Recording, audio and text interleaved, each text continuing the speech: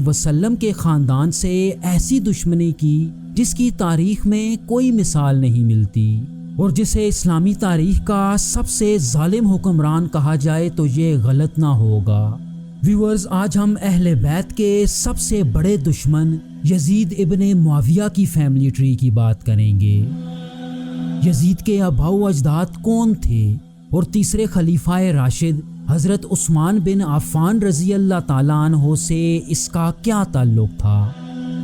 इमाम मेहदी से लड़ने वाला जालिम तरीन बादशाह सुफियानी यजीद के किस बेटे की नस्ल से होगा और मौजूदा दौर में यजीद की औलाद दुनिया के किन इलाकों में पाई जाती है। मैं हूं एहतशाम अरशद और आप देख रहे हैं द इंफोटेनमेंट चैनल। यजीद के ख़ानदान को समझने के लिए हमें कुरैश कबाइल के एक मशहूर सरदार अब्द शम्स पे जाना पड़ेगा, जो नबी पाक सल्लल्लाहु अलैहि वसल्लम के परदादा हाशिम के सगे भाई थे। ये दोनों भाई कुरैश के दो बड़े कबीलों बनु उमैया और बनु हाशिम के जद्द अमजद माने जाते हैं और इन दोनों कबीलों में दुश्मनी का आगाज़ भी इन दोनों भाइयों से ही होता है कि जब कई वजूहात की बिना पे अब्द शम्स अपने सगे भाई हाशिम से हसद करने लगा। व्यूअर्स, ये वो दुश्मनी थी जो इन दोनों भाइयों से शुरू हुई और इसका एहतताम करबला के मैदान में हुआ। अब्द शम्स के बाद उसके बेटे उमैया ने बनु हाशिम से दुश्मनी जारी रखी, लेकिन ये अपने चाचा हाशिम के असर सूख का मुकाबला करने में नाकाम रहा। अपने चाचा से मुसलसल दुश्मनी की वजह से उमैया को शाम की तरफ जिला वतन कर दिया गया, जहां वो और उसकी औलाद तिजारत से वाबस्ता रही। व्यूअर्स, उमैया इब्ने अब्द शम्स के आबाओ अजदाद को लेके मुअर्रखीन में काफ़ी इख्तलाफ पाया जाता है। कई मुअर्रखीन उमैया को अब्द शम्स का हकीकी बेटा मानते हैं, लेकिन अक्सर शिया रवायात में आता है कि उमैया एक रूमी गुलाम था जिसे अब्द शम्स ने खरीद के आज़ाद किया और अपना मुंह बोला बेटा बना लिया। इस्लामी तारीख में उमैया के दो अहम बेटों का जिक्र आता है जिनके नाम हर्ब और अबुल आस था। इनमें अबुल आस की नस्ल से तीसरे खलीफाए राशिद हज़रत उस्मान बिन अफ़्फ़ान रज़ी अल्लाह ताला अन्हो ताल्लुक़ रखते थे, जिन्हें बनु उमैया के तमाम अफराद में सबसे ऊंचा मकाम हासिल था। इन्हें यह शर्फ हासिल है कि नबी पाक सल्लल्लाहु अलैहि वसल्लम की दो बेटियों की शादी इनसे हुई। हज़रत उस्मान रज़ी अल्लाह ताला अन्हो के कज़न मरवान की नस्ल से बनु उमैया की मरवानी शाख के तमाम हुक्मरान ताल्लुक़ रखते हैं। व्यूअर्स, ये वो हुक्मरान थे जिन्होंने ज़्यादा वक्त मुसलमानों पे हुकूमत की, जबकि यजीद का ताल्लुक़ बनु उमैया की सुफियानी शाख से था। मतलब यजीद को हम हज़रत उस्मान गनी रज़ी अल्लाह ताला अन्हो का दूर का कज़न कह सकते हैं। जहाँ तक यजीद की बात है तो इसका शजरा उमैया के दूसरे बेटे हर्ब से चलता है। व्यूअर्स, हर्ब वो शख्स था जिसे नबी पाक सल्लल्लाहु अलैहि वसल्लम के दादा अब्दुल मुत्तलिब के चोटी के दुश्मनों में शुमार किया जाता था, जिसने अब्दुल मुत्तलिब की हर महाज पे मुखालफत की, यहाँ तक कि उन्हें कत्ल करने की कोशिश भी की।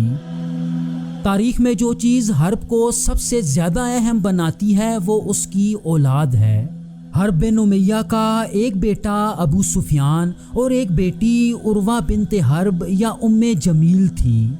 इनमें अगर उम्मे जमील की बात की जाए तो ये वो औरत थी जो नबी पाक सल्लल्लाहु अलैहि वसल्लम के रास्ते में कांटे बिछाया करती। इसकी शादी आप सल्लल्लाहु अलैहि वसल्लम के जालिम चाचा अबू लहब से हुई। उम्मे जमील और अबू लहब इस्लाम और नबी पाक सल्लल्लाहु अलैहि वसल्लम के सबसे बड़े दुश्मनों में से एक थे। इन दोनों का जिक्र कुरान में सूरतुल लहब में आता है, जहां इन्हें अल्लाह की तरफ से बदतरीन अजाब की वईद सुनाई गई। हर्ब बिन उमैया का बेटा अबू सुफियान भी नबी पाक सल्लल्लाहु अलैहि वसल्लम की मुखालफत करने में सबसे आगे रहा। लेकिन यहाँ आपको ये भी बताते चलें कि ग़ज़वाए बदर के मौके पे अबू सुफियान ने जंग ना करने का मशवरा दिया था। इसके साथ साथ अबू सुफियान को उमवी हुक्मरानों की सुफियानी शाख का जद्द अमजद भी माना जाता है। अबू सुफियान की बीवी हिंद बिनते उतबा का शुमार भी इस्लाम के सबसे बड़े दुश्मनों में होता है। व्यूअर्स, ये वो औरत थी जिसने ग़ज़वा-ए ओहद के मौके पे आप सल्लल्लाहु अलैहि वसल्लम के चाचा हज़रत हमज़ा रज़ी अल्लाह ताला अन्हो को कत्ल कराया, उनकी लाश की बेहुरमती की और उनका कलेजा कच्चा चबाया। सन 630 सदी ईस्वी में मुसलमानों ने मक्का फतह किया तो बनु उमैया के दूसरे सरदारों की तरह अबू सुफियान ने अपने 2 बेटों यजीद और मुआविया के साथ इस्लाम कबूल कर लिया। नबी पाक सल्लल्लाहु अलैहि वसल्लम की ज़िंदगी में ही अबू सुफियान को यमन और ताइफ में ऊंचे ओहदे दिए गए और हज़रत अबू बकर सिद्दीक़ रज़ी अल्लाह ताला अन्हो के दौर में अबू सुफियान नजरान के गवर्नर के ओहदे पे फायज रहे। अगर अबू सुफियान की औलाद की बात की जाए तो इनके बच्चों में सबसे अहम 2 बेटे और 1 बेटी थी। इनकी बेटी हज़रत उम्मे हबीबा उम्मुल मोमिनीन थी, मतलब इनकी शादी नबी पाक सल्लल्लाहु अलैहि वसल्लम से हुई। इनके सबसे बड़े बेटे यजीद बिन अबू सुफियान थे, जो इस्लाम लाने के बाद शाम की तरफ भेजी गई मुसलमान फ़ौज के कमांडर थे और हज़रत उमर फ़ारूक रज़ी अल्लाह ताला अन्हो के दौर में शाम के गवर्नर भी रहे। इनकी वफ़ात के बाद हज़रत उमर ने इनके छोटे भाई मुआविया को इनकी जगह शाम का गवर्नर मुकर्रर कर दिया, जो कुछ ही अरसे में शाम में इंतहाई ताकतवर हो गए और इन्होंने शाम में एक बड़ी फ़ौज भी जमा कर ली। सन 656 ईस्वी में तीसरे खलीफा राशिद हज़रत उस्मान रज़ी अल्लाह ताला अन्हो को शहीद कर दिया गया। अमीर मुआविया, जो उस वक्त अपनी ताकत के अरूज पे पहुंच चुके थे, उन्होंने अपने कज़न की शहादत का बदला लेने का फैसला किया और कातिलीन उस्मान को सज़ा दिए बगैर चौथे खलीफा राशिद हज़रत अली से बैत करने से भी इनकार कर दिया। इसके नतीजे में मुसलमानों के पहले फितने या खाना जंगी का आगाज़ हुआ और मुसलमानों की वसी और अरीज सल्तनत 2 हिस्सों में तकसीम हो गई।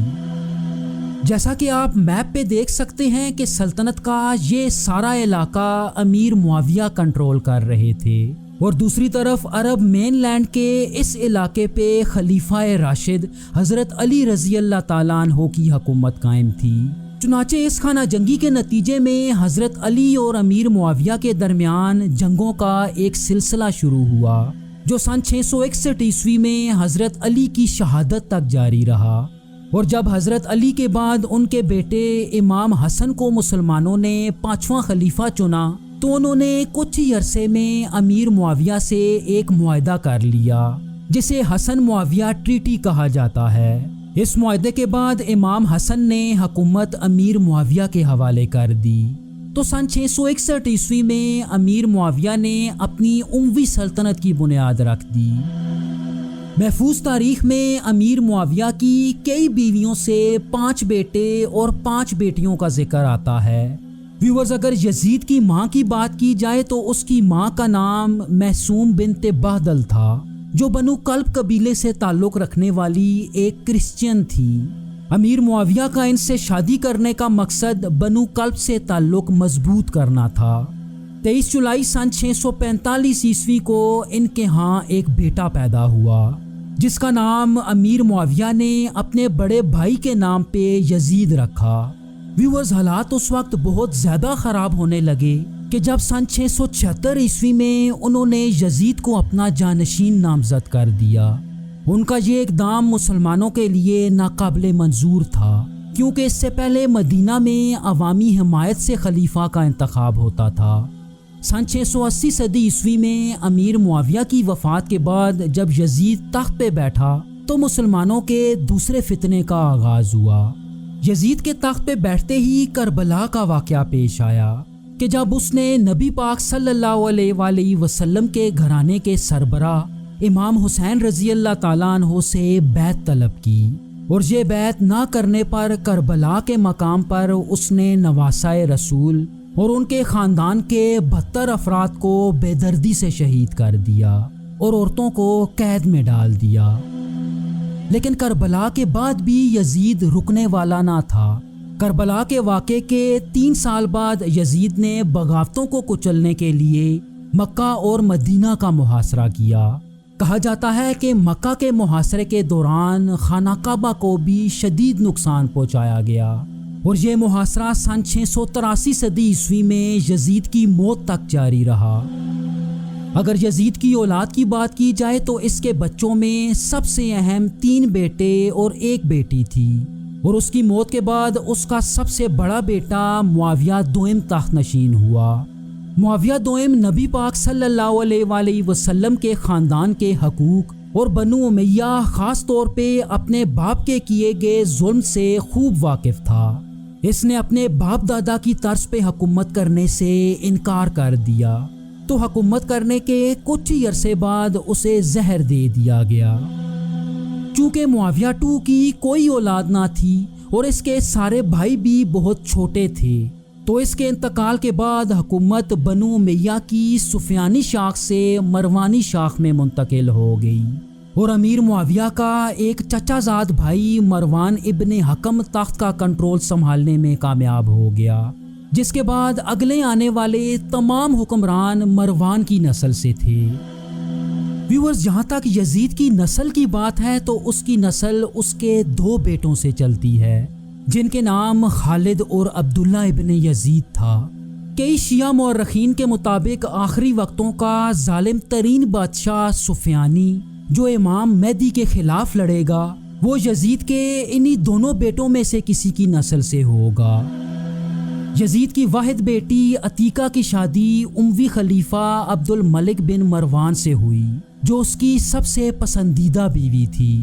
اگر موجودہ دور میں بنو امیہ اور یزید کی اولاد کی بات کی جائے تو سن 750 صدی عیسوی میں عباسی انقلاب کے بعد بنو امیہ کے سفیانی اور مروانی دونوں خاندانوں کے شہزادوں کو سرعام قتل کیا گیا، لیکن اس قتل عام کے باوجود بہت سے اموی شہزادے بچ نکلنے میں کامیاب ہو گئے۔